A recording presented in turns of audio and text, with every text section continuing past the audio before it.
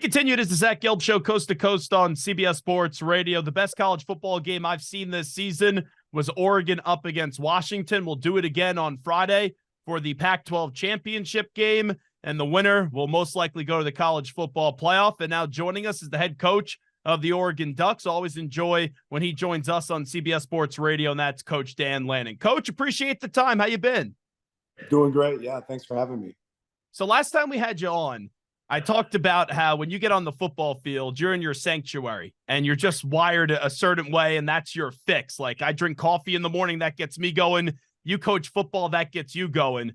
I'm just wondering, how do you handle this week where the stakes are bigger? There's the natural excitement of the game, and then also you have to diligently prepare this team. Like, are you at the point where you just want it to be Friday already? Yeah, it's hard, because you want it to be Friday, probably 4 weeks ago. But at the same note, you enjoy the preparation and the product. And I'm just really proud of the way our players have worked this week. And I know they're anxious to get on the field, but we want to use every minute, every second we have to continue to prepare for this game.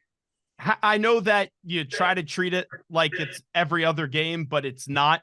How do you kind of just make this be sort of a normal week and not go too far away from what you guys are usually doing? I think that one thing that we do here is we live in a reality when we know this isn't a normal game. This isn't just another game. Now, it's going to require normal preparation. It's going to require normal execution, but it isn't just a normal game. So I think you recognize the elephant in the room early on, communicate that with your players, and then say, okay, what are we going to do about it? And like I said, our guys have responded really well this week. They've had a great week of practice, and hopefully that translates to the field. Dan Lanning here with us. What do you take from that loss up against Washington in that game a few weeks ago? Well, a lot of times adversity makes a man, adversity makes a team. And I think I see a team that's responded extremely well to that. They've learned and they've grown from that moment. And I see a team that's gotten better every single week since then. And, that's special when you're talking about a group of men that put everything they have into this game. And what they want to be elite. They want to go out there and operate at a really high level. We played a really good team. In an away game, there was a really hostile environment, and we came close but didn't pull it off. Now we get an opportunity to play them again. So great for us. Excited about the work our guys have done and ready to see it show up on Friday. And that's why it's been such a joy to watch your team over the last month or two, because after having that loss, sometimes that could break a team. Sometimes that could make a team go down a path where it takes them a few weeks to get back into full gear. You guys have got into full gear, and everyone that steps on the field, you guys have been dominating. Why was that once you had the loss against Washington, your team didn't break and it didn't let you define your season that way? Well, we're a team that's built with a lot of leaders, some guys that are competitors that realize how unique the opportunity is to get to play at Oregon and how unique the opportunity it is to get to play in the settings that we get to play in right now and what lies ahead of us. And you can go your entire career, you can play your entire career and never get to be a part of games like this. So I think our guys appreciate that moment and appreciate the opportunity in front of them. I saw the finalists for the Blitnikoff Award did come out. Troy Franklin wasn't on it. Has 77 receptions this year, nearly 1,400 yards receiving and 14 touchdowns. I know you're focused on the Pac-12 championship game, but did you kind of just chuckle when that happened when he wasn't a finalist? Yeah, somebody made a mistake there, obviously. And, hopefully Troy has something to say about it on Friday. How about the jump that he's taken this year? Yeah, he's a special player. He works really hard. He's extremely intelligent. We move him around the field and put him in a lot of different positions. In big moments, he shows up. So really proud of the way he's performed. And I know he's, proud of the people around him that have made that possible.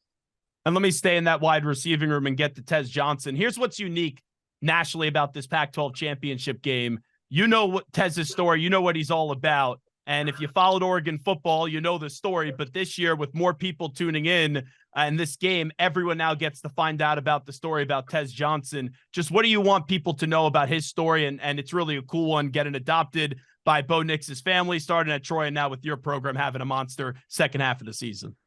Yeah, Tez is a guy that grew up wearing Oregon gear and didn't come to Oregon initially. So getting the opportunity to come here because of, big in part because of his brother, Bo, and us finding out that we have a diamond in the rough in Tez and how hard he works. He's a guy that loves the game, and he's the ultimate competitor. When he steps on the practice field, it doesn't matter if it's a Monday or if it's a Saturday game. He wants to go compete. So I think those same traits are showing up for him, and he's been able to perform at a high level for us. Take me behind the scenes how he got to Oregon. Was it just as simple as Bo one day came into the room and said, guys, I have a pretty good hidden secret in Tess Johnson? Yeah, pretty much. He entered the portal, and the minute that happened, Bo came into my office and said, "Coach, you need to take a look at this guy." And we watched his film. We said, "Okay, yeah, this is a guy that can help us." I don't know if any of us realized how much he would help us at the time, and he's done a great job. Really, really pleased with his performance. When did it click? Well, when did you realize, man, Bo wasn't lying when he said this guy would really help us? Well, even this spring, we had moments this spring where, his speed and athleticism showed up. And then you just love a guy that has the energy and enthusiasm to go out there and play at a really high level. And he, like I said, when he steps on the field, he competes. And that to me is the most important trait of any football player. Are you an ultimate competitor? And he has that trait. Oregon coach Dan Lanning joining us a few days away from the Pac-12 championship game. His Ducks will go up against Washington. We've talked before about your quarterback, Bo Nix, and you believed in him when you had to go up against him when you were at Georgia and he was at Auburn.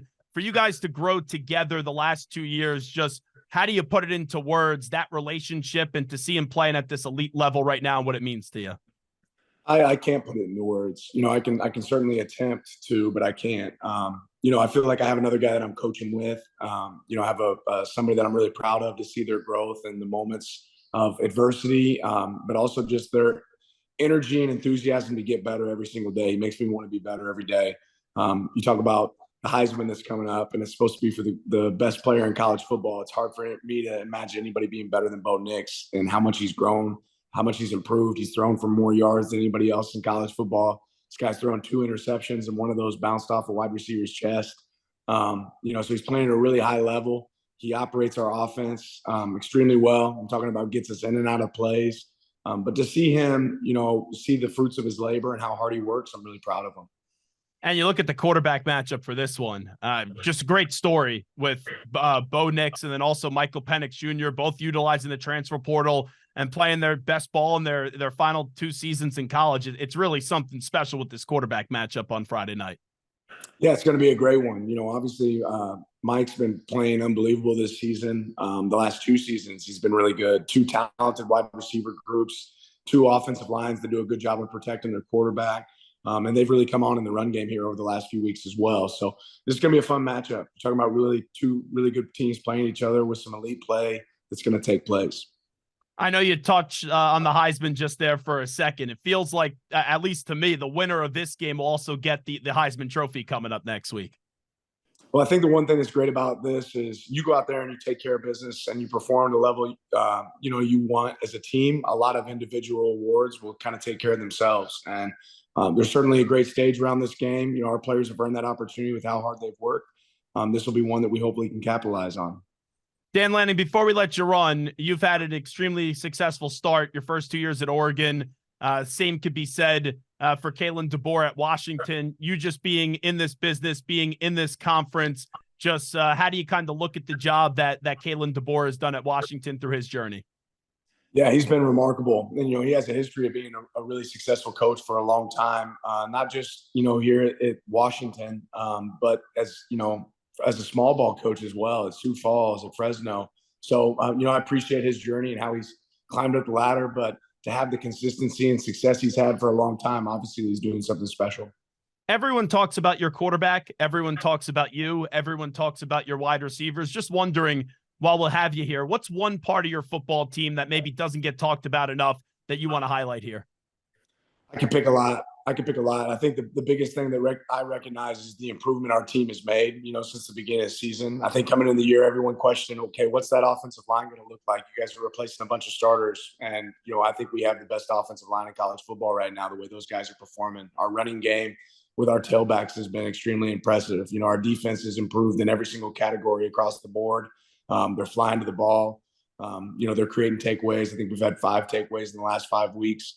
So you're talking about a team that's just playing better. And when you talk about improvement, guys owning their role, that exists right now at Oregon. So really proud of that.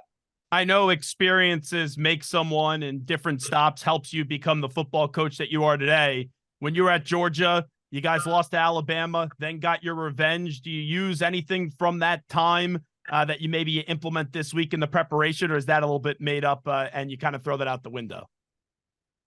Maybe it exists. I think the biggest thing you do is you say, okay, what'd you learn from the first time you played Alabama, and what did you change when you went into the second time? And I think that's the same thought: is don't expect to go out there and do the exact same thing and get a different result. So we've learned, from our last performance. We're a different team than our last performance. So we're excited to get out there and see our guys operate on Friday and see where it goes. I can't wait for your pregame speech. I hope they broadcast it because I still go back to that Colorado pregame speech. One of the best speeches I've seen this year, Coach. Well, I appreciate it. Our guys do a great job getting motivated to go out there and play. And I'm hoping it's not broadcasted. So we'll go from there. Well, you know what? Have someone record it. I got to see it after the game. But we do appreciate the time. Really do thank you for joining us. What is a busy week. And thanks for coming all throughout the season. You bet. Thanks for having me on.